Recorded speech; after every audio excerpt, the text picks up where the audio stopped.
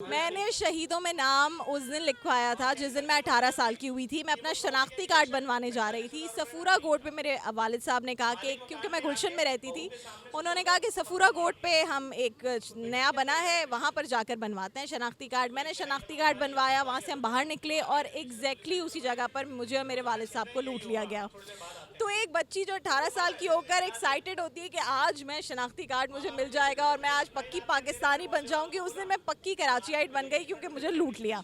और इस दफ़ा भी ऐसा हुआ कि मेरे ड्राइवर की गर्दन पर गन रखकर हमें लूटा गया, डिफेंस के एक ऐसी जगह पर जहां मुझे लगता था कि सीसीटीवी कैमरास भी होंगे, सब कुछ होगा। सऊदी एम्बेसी इंतहाई एक ऐसी जगह है जो हसास इलाका है।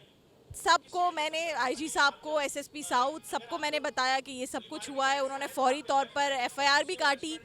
ना वहाँ पर सीसीटीवी मिला है, ना पता चला कि किसने ऐसा काम किया है। मुझे दुख मेरी चीज़ें जाने का नहीं हुआ, दिल से मैं आपको बता रही हूँ। मुझे दुख इस बात का हुआ कि कितना आसान है कि आप एक ऐसा शख्स, मेरा ड्राइवर जो चंद हज़ार रुपए महीने के कमाता है और मैं, मुझ समेत सब लोग मिलकर कोशिश करते हैं कि उसकी ज़िंदगी बेहतर हो, उसको उस 2-3 मिनट में ऐसा लगा कि उसके बच्चों के सर से बाप का साया चला जाएगा क्योंकि उसकी गर्दन पे गन रखी थी और कंटिन्यूसली वो बंदा कह रहा था कि कलमा पढ़ो और मैं तुम्हें मार के जाऊंगा।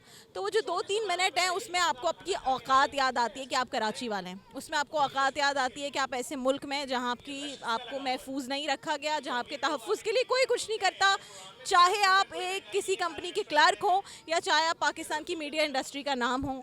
आपकी जो एंड रिज़ल्ट है वो यही है कि उस चोर का, उस डाकू का कुछ पता नहीं चला। आप जब लूट रहे थे तो यकीनन आंखें चार हुई होंगी आपको देखने के बावजूद कि आप एक सेलिब्रिटी हैं, मीडिया से ताल्लुक है, उसके नहीं नहीं बावजूद वो नहीं, वो आई एम श्योर मेकअप में नहीं था तो पहचाना नहीं होगा और अंधेरा भी बहुत था, तो आई एम श्योर उसको ये तो, क्योंकि वो 1 मिनट के अंदर अंदर उसने ये सारी चीज़ें हमसे ख़रीदी, हमसे छीनी और वो बस वहाँ से निकल गया। बट हैरानगी की ऑफ कोर्स मेरे लिए सबसे बड़ी ये बात थी कि मुझे लगा कि शायद सीसीटीवी निकल आएगा या कुछ होगा, ऐसा कुछ भी नहीं हुआ और वो बस वैसे ही ये केस वहीं पर है। Thank you.